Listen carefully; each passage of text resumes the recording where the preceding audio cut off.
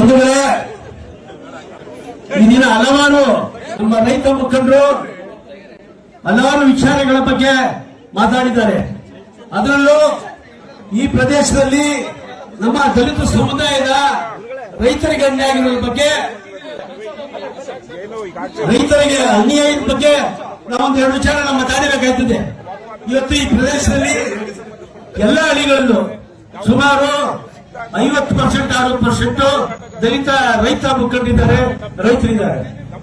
ಇವತ್ತು ನಾವು ಈ ಪ್ರಾಜೆಕ್ಟ್ ಇಲ್ಲ ಅಂದ್ರೆ ನಾವು ಬೀದಿಗಿಳಿಬೇಕಾಗ್ತದೆ. ಈಗಾಗಲೇ ಹಿಂದೆ ಆಯ್ತೀವಿ.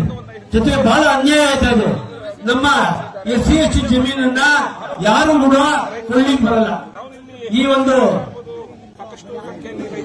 ಒಂದು ವಿಚಾರದಲ್ಲಿ ನಾವು ಈಗಾಗಲೇ ಎಲ್ಲಾ ಮೀಡಿಯಾ ಮಾಧ್ಯಮದಲ್ಲಿ ಜೊತೆಗೆ ನಾವು ಮಾತಾಡಿದ್ದೇವೆ.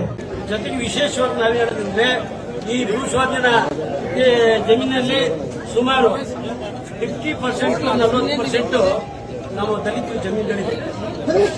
ಆ ಜಮೀನನ್ನು ಯಾರು ಕೂಡ ಕೊಡ್ಲಿಕ್ಕೆ ಬರಲ್ಲ. ಜೊತೆಗೆ ಈ ನಂಬರು ಬೊಮ್ಮಳಿಂದ ಮಂಜುರಾಜರು ಎಲ್ಲ ಜಮೀನಿದೆ. ನಮ್ಮ ಜಮೀನು ಯಾರು ಕೊಡ್ಬೇಕಾರೆ? ನಮ್ಮ ಜಮೀನು ಎಷ್ಟು ಕಷ್ಟ ಬಂತು, ವಿದ್ಯಾಭ್ಯಾಸಕ್ಕಾಗಿ ಮಕ್ಕಳು ಓದಿಸ್ಬೇಕು, ಕಾಯಿಲೆ ಬಂತು. ಈ ವಿಚಾರಗಳ ಬಗ್ಗೆ ನಾವು ಯಾರು ಜಮೀನು ಮಾಡಕ್ ಹೋದ್ರೆ ಯಾರು ನಮ್ಮ ಜಮೀನು ತಗೊಳ್ಳಲ್ಲ ಅಂತಾರೆ. ನೀವು ಸೂರ್ಯಚಂದ್ರ ಯಾರು ನಿಮ್ ಜಮೀನು ಬೇಡ್ರಪ್ಪ ಅಂತಾರೆ, ನಾವೆಲ್ಲ ಬೇಕು.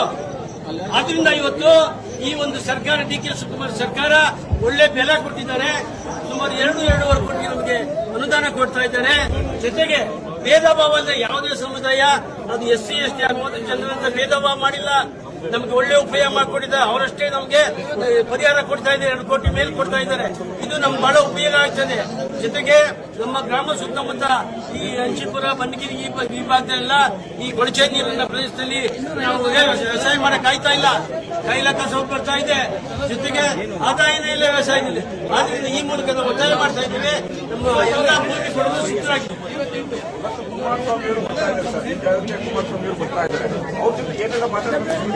ಸ್ವಾಮಿ ಕುಮಾರಸ್ವಾಮಿ ಅವರು ಇದನ್ನ ಪ್ರಥಮವಾಗಿ ಈ 2007ರಲ್ಲಿ ಪ್ರಥಮವಾಗಿ ಪ್ರಾರಂಭ ಮಾಡಿದ್ರು.